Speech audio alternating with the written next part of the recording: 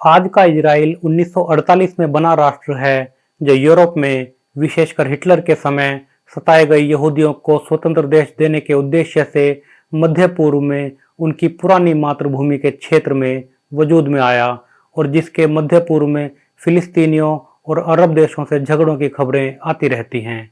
आज के इजराइल की राजधानी 1948 में तेल अवीव शहर था, जिसे प्राचीन पोर्ट सिटी जाफा के पास 1909 में यहूदी निवासियों ने बसाया था। लेकिन बाद में इजराइल की राजधानी बनाया गया जेरूशलम को। जेरूशलम मध्य पूर्व का सबसे प्रसिद्ध नगर है जो दुनिया के सबसे ऐतिहासिक स्थानों में से एक है। जेरूशलम एक साथ यहूदी, ईसाई और इस्लाम धर्म के लिए मूल आस्था का विषय और केंद्र है और इस पर अधिकार के लिए सदियों से इन तीनों धर्मों को मानने वालों में संघर्ष रहा है। जब 1948 में आज के इजराइल की स्थापना हुई तो जेरूशलम का पूर्वी हिस्सा फिलिस्तीन यानी मुसलमानों को दिया गया, जबकि पश्चिमी हिस्सा इजराइल यानी यहूदियों को। इजराइल ने 1950 में जेरूशलम को अपनी राजधानी घोषित किया और अपनी संसद, जिसे नेसेट कहते हैं, उसे भी वहीं बसाया। 1967 में अरब इजराइल युद्ध के बाद इजराइल ने पूर्वी जेरूशलम पर भी अधिकार कर लिया और 1980 में पश्चिमी जेरूशलम सहित पूरे जेरूशलम को अपनी राजधानी घोषित कर दिया। संयुक्त राष्ट्र, यूरोपियन यूनियन और मुस्लिम देशों समेत दुनिया के ज़्यादातर देश इसे कब्जा मानते हैं, पर अमेरिका ने दिसंबर 2017 में डोनाल्ड ट्रंप के समय जेरूशलम में अमेरिकी दूतावास खोलने की अनुमति दी और जेरूशलम को इजरायली राजधानी के रूप में मान्यता दे दी। जब मई 2019 में इजराइल की स्थापना की 70वीं सालगिरह पर अमेरिका ने जेरूशलम में दूतावास खोला तो 32 देशों के प्रतिनिधि वहां मौजूद थे। लेकिन एक देश और एक धर्म के रूप में इजराइल का और यहूदी धर्म का इतिहास कम से कम 3.5 से 4,000 साल पुराना है और बिना इस इतिहास को समझे आप आज के इजराइल फिलिस्तीनी संघर्ष की बारीकियों को नहीं समझ पाएंगे। आज दुनिया भर में लगभग 2 करोड़ यहूदी हैं, जिनमें से लगभग 74 लाख इजराइल में रहते हैं और इतने ही या इससे ज़्यादा अमेरिका में रहते हैं। इसके अलावा फ्रांस में 4.5 लाख, कनाडा में 4 लाख और ब्रिटेन में 3.5 लाख यहूदी रहते हैं। यहूदी धर्म परिवर्तन का विरोध करते हैं और इनके ईसाई और इस्लाम धर्म से झगड़े का एक कारण यह भी है। यहूदियों की अपनी भाषा हिब्रू है। उनके धर्म को जुडाइज्म या यहूदी धर्म कहते हैं और उनकी धार्मिक पुस्तकें हैं तनख, तालमुद और यहूदी पुजारियों द्वारा लिखी गई रब्बी धार्मिक साहित्य की किताबें। जैसा कि पुरानी सभ्यता के साथ अक्सर होता है, पुराने इजराइल का इतिहास और मिथक का मिला जुला रूप है, यानी कुछ तथ्यों के प्रमाण हैं और कुछ का विवरण केवल धार्मिक ग्रंथों या दंत कथाओं में मिलता है। इजराइल के मामले में ये इतिहास या मिथक हिब्रू बाइबल या तनख में और ईसाई बाइबल में मिलता है। यहूदियों के धर्म ग्रंथ हिब्रू बाइबल या तनख का पहला भाग है तोरा, जिसमें 5 अध्याय हैं।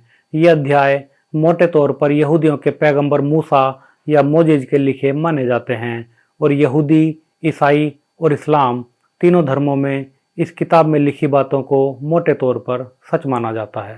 तोरा के पहले अध्याय जेनेसिस के अनुसार ईश्वर ने सृष्टि रचने के लिए जेरूशलम के टेम्पल माउंट के बीच में स्थित पत्थर फाउंडेशन स्टोन से आदम और हव्वा यानी प्राथमिक पुरुष और स्त्री और बाकी सृष्टि की रचना की। इस तरह यहूदियों के अनुसार टेम्पल माउंट सृष्टि के केंद्र में स्थित है। कई सदियों बाद जब ईश्वर ने देखा कि धरती पर पाप और अनाचार बहुत बढ़ गया है तो उसने पूरी धरती पर एक सैलाब ला दिया, जिसमें ज़्यादातर मनुष्य जाति नष्ट हो गई।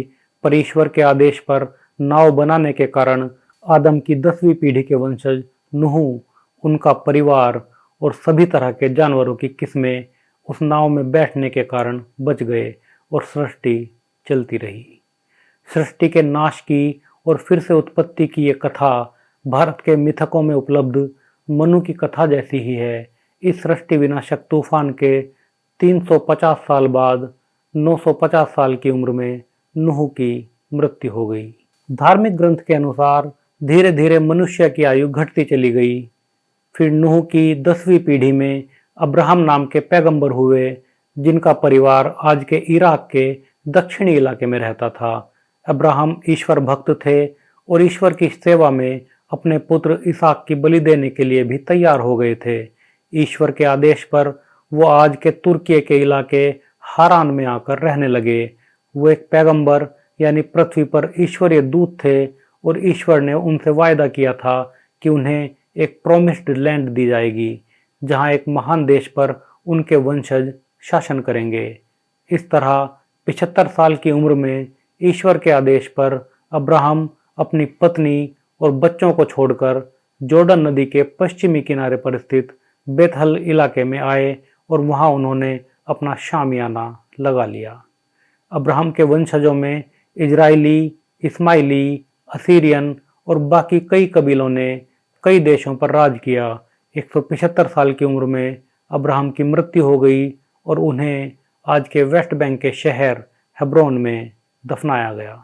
इसके कई सदियों बाद कोई 14वीं सदी ईसा पूर्व में यहूदियों के सबसे बड़े पैगंबर मोजेज या मूसा का जन्म हुआ। उस समय तक इजराइल के लोग मिस्र के फराओ या फिरौन के गुलाम बन चुके थे। धार्मिक ग्रंथों के अनुसार मूसा ने कई ऐसे चमत्कार दिखाए कि लोग उन्हें पैगंबर मानने लगे। उन्होंने इजरायली जनता को मिस्र की गुलामी से मुक्त कराया और वो इजरायली जनता को मिस्र से बाहर लेकर आए और साइनाई पर्वत पर आकर रहने लगे। आज के इजराइल और मिस्र के बीच साइनाई पर्वत पर ही उन्होंने इजरायली जनता को 10 कमांडमेंट्स या 10 धर्मादेश दिए, जो यहूदी धर्म का मूल हैं। उन्होंने ही यहूदियों की धार्मिक पुस्तक तोरा की रचना की। आज के जॉर्डन में नबी पर्वत पर 120 साल की उम्र में उनकी मृत्यु हो गई। मूसा को दुनिया भर में एक महान कानून वेत्ता माना जाता है और उन्हें यहूदी ही नहीं, उनके 1300 साल बाद उदय हुए ईसाई, 1900 साल बाद उदय हुए मुस्लिम, 2300 साल बाद उदय हुए ड्रूज और 3100 साल बाद आए बहाई धर्म की किताबों में भी ईश्वरीय दूत या पैगंबर माना गया है। आज मूसा की मूर्तियां अमेरिका की लाइब्रेरी ऑफ कांग्रेस, अमेरिकी संसद, अमेरिकी सुप्रीम कोर्ट से लेकर रोम और सारे यूरोप में हैं। ये और बात है कि मूसा के 10 धर्मादेशों में एक ये भी था कि मूर्ति पूजा नहीं की जाएगी।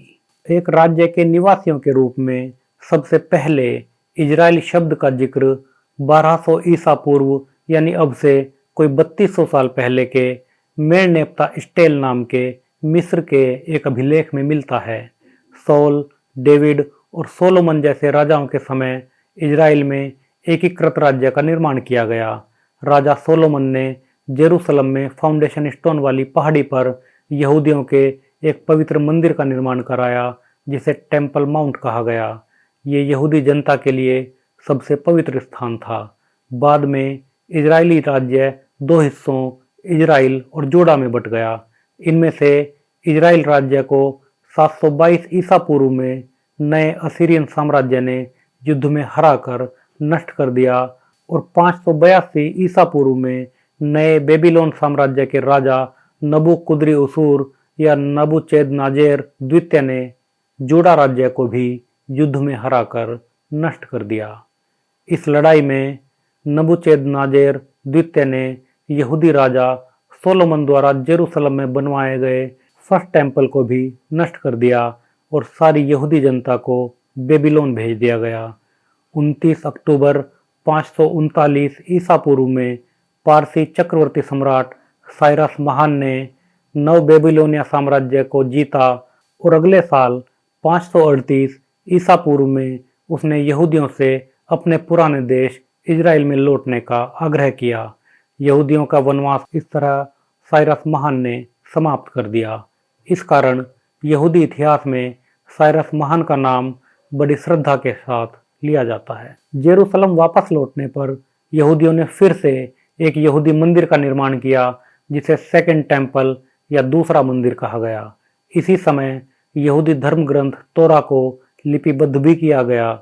इसके कोई 200 साल बाद यूनान के सैनिक सम्राट सिकंदर महान या अलेक्जेंडर द ग्रेट ने जब पारसी इलाकों को जीता तो इजराइल पर भी यूनानियों का राज हो गया।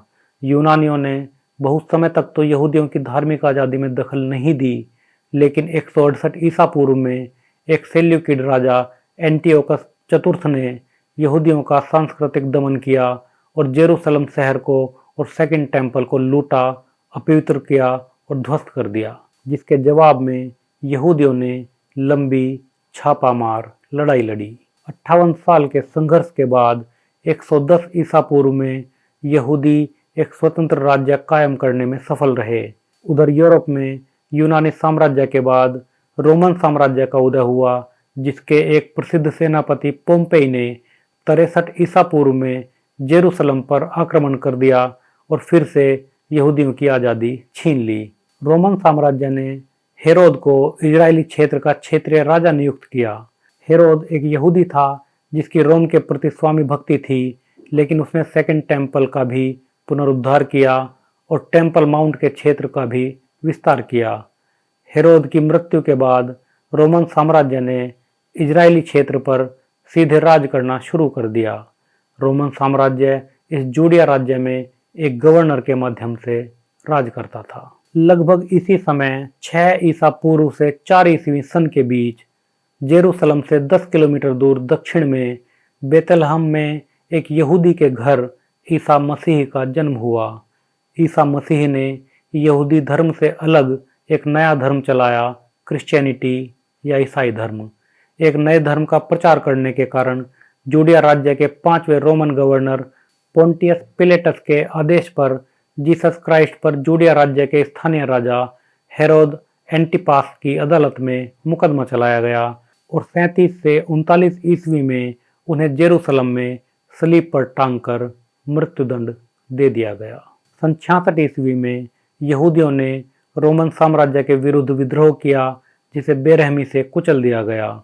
इसके बाद जब 132 ईस्वी में यहूदियों ने फिर से रोमन साम्राज्य के विरुद्ध विद्रोह किया तो इतिहास में पहली बार यहूदियों को सुनियोजित नस्लीय हिंसा या पोग्रोम का सामना करना पड़ा। अगले 4 साल में कोई 6 लाख यहूदियों को कत्ल किया गया, बहुतों को गुलाम बनाकर बेचा गया और उनके सेकंड टेम्पल को फिर से ध्वस्त कर दिया गया और जूडिया राज्य का नाम बदलकर रखा गया सीरिया पैलेस्टाइन। इसके बाद ज़्यादातर यहूदियों ने इजराइल की भूमि को छोड़ दिया, कुछ ने ईसाई धर्म अपना लिया और कुछ उसी जगह रुक गए। अपनी मातृभूमि से दूर रहने वाले इन यहूदियों को जेविश डायस्पोरा का नाम दिया गया। ईसा मसीह जेरूसलम के पास बेतलहम में पैदा हुए, जिस जगह जीसस को सलीब पर टांगकर मृत्युदंड दिया गया और जिस जगह उनकी खाली कब्र है, जेरूसलम में ये दोनों स्थान ईसाई धर्म में सबसे पवित्र स्थान बन गए। यहूदी विद्रोह के समय रोमन सम्राट हेड्रियन ने ईसा मसीह की कब्र या समाधि की जगह पर रोमन देवता जुपिटर को समर्पित एक मंदिर का निर्माण करा दिया। इसके कोई 200 साल बाद एक रोमन सम्राट कॉन्स्टेंटाइन की आस्था एक स्वप्न के आधार पर ईसाई धर्म में हो गई, जबकि इससे पहले वो रोमन देवताओं के उपासक रहे थे। 326 ईस्वी में रोमन सम्राट कॉन्स्टेंटाइन महान ने जुपिटर देवता के मंदिर की जगह ईसाई चर्च बनाने का आदेश दिया, जिसे चर्च ऑफ होली सेपल्कर कहा गया, जबकि ईसा के जन्म स्थान बेतलहम में चर्च ऑफ नेटिविटी का निर्माण कराया गया। रोमन साम्राज्य के पतन के बाद इस इलाके पर बाइजेंटाइन साम्राज्य का अधिकार हो गया। 7वीं शताब्दी की शुरुआत में मध्य पूर्व में एक नए पैगंबर मोहम्मद और एक नए धर्म इस्लाम का उदय हुआ।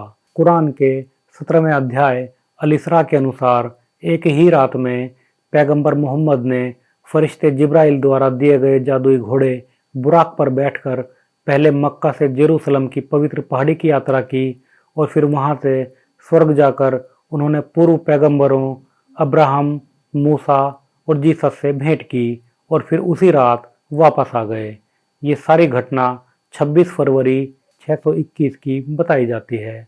इस किस्से के जिक्र के बाद से जेरूसलम की टेम्पल माउंट वाली पहाड़ी की जगह इस्लाम धर्म मानने वालों के लिए भी विशेष महत्व की हो गई।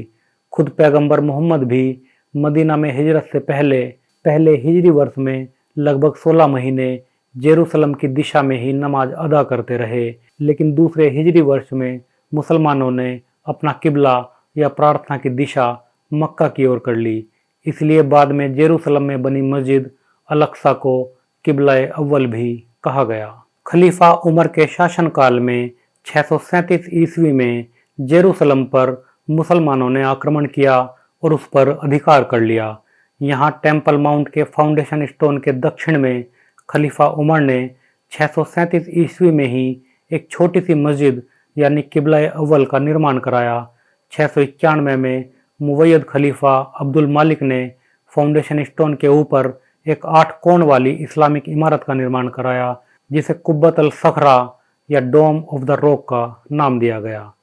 खलीफा उमर की बनाई मस्जिद के क्षेत्र में खलीफा अब्दुल मालिक और फिर उनके पुत्र अगले खलीफा वालिद प्रथम ने अल मस्जिद अल अक्सा यानी सबसे दूर की मस्जिद का निर्माण कराया। 711 में ये मस्जिद बनकर तैयार हुई और इसके 2 साल बाद भूकंप में मस्जिद के पूर्वी हिस्से को नुकसान पहुंचा, लेकिन इसे फिर से बना दिया गया। मक्का और मदीना के बाद अल अक्सा मस्जिद इस्लाम में सबसे पवित्र जगह मानी जाती है। बाद में मामलुक और उस्मानिया सुल्तानों के समय में कोई 35 एकड़ में फैले इस पूरे कैंपस को हरम अल शरीफ का नाम दिया गया। ये महत्वपूर्ण है कि खलीफा उमर ने एक आदेश जारी कर मुसलमानों को आदेश दिया कि वो चर्च ऑफ होली सेपल्कर को नुकसान नहीं पहुंचाएंगे, लेकिन इससे धार्मिक झगड़े पूरी तरह समाप्त नहीं हुए। जब मुसलमानों ने 935 ईस्वी में इस चर्च के पास एक मस्जिद बनानी चाहिए तो ईसाइयों ने इस निर्माण का विरोध किया। 966 में सीरिया में एक लड़ाई में मुस्लिम सेना की हार के बाद जेरूसलम में ईसाई और मुसलमानों के बीच दंगे हुए, जिनमें जेरूसलम के चर्च के दरवाजे और छत को जला दिया गया और जेरूसलम के ईसाई धर्माध्यक्ष जॉन 7वें की हत्या कर दी गई। जेरूसलम पर शिया संप्रदाय को मानने वाले और मिस्र से शासन करने वाले फातिमी खलीफा के कब्जे के बाद सन 1009 में फातिमी खलीफा अल हाकिम ने अपनी ईसाई विरोधी नीति के तहत इस चर्च को पूरी तरह ध्वस्त करने का आदेश दिया और इस चर्च को ध्वस्त कर दिया गया। अल हाकिम के पुत्र अगले फातिमी खलीफा अल जहीर के समय बाइजेंटाइन सम्राट और फातिमी खलीफा के बीच संधि हो गई और इस चर्च का फिर से निर्माण किया गया। इसके बाद क्रूसेड्स यानी सलीबी जंगों का दौर आया, जिसमें रोम के पोप यूरोप के राजाओं से ईसाइयों की धार्मिक भूमि से मुसलमानों का अधिकार समाप्त करने के लिए संगठित सेना भेजने का धर्मादेश देते और फिर ईसाइयों और मुसलमानों में युद्ध होते। इसी क्रम में 1187 ईस्वी में तीसरी सलीबी जंग में मिस्र और सीरिया के सुल्तान सलाउद्दीन अय्यूबी या सालादीन ने आखिरकार जेरूसलम को ईसाइयों से छीन लिया। अगले 730 साल तक जेरूसलम मुसलमानों के खासकर उस्मानिया सुल्तानों के कब्जे में रहा। जब प्रथम विश्व युद्ध में यूरोपियन सेनाओं का मुकाबला तुर्की की उस्मानिया सल्तनत से हुआ तो 1917 में ब्रिटेन ने उस्मानिया सल्तनत से बाकी इलाकों की तरह जेरूसलम के ऐतिहासिक शहर को भी जीत लिया। प्रथम विश्व युद्ध के बाद उस्मानिया सल्तनत को समाप्त कर दिया गया और इस तरह मुस्लिम जगत में खलीफा का दर्जा रखने का दावा करने वाले उस्मानिया सुल्तान इतिहास बन गए।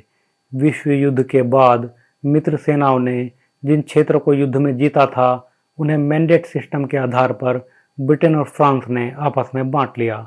फिलिस्तीन का मैंडेट ब्रिटेन को मिला और इस क्षेत्र में शांति की उम्मीद जगने लगी। लेकिन ना तो यहूदी ये भूले थे कि उनका सबसे पवित्र स्थान टेम्पल माउंट उनके अधिकार में नहीं है, ना ही ईसाई ये भूले थे कि उनके सबसे पवित्र स्थान चर्च ऑफ होली सेपल्कर और चर्च ऑफ नेटिविटी का क्षेत्र 1300 साल बाद अब उनके अधिकार में आया है, और ना ही मुसलमान ये भूले थे कि उनकी पवित्र अल अक्सा मस्जिद या किबला अव्वल का क्षेत्र 730 साल बाद गैर मुसलमानों के हाथ में चला गया है।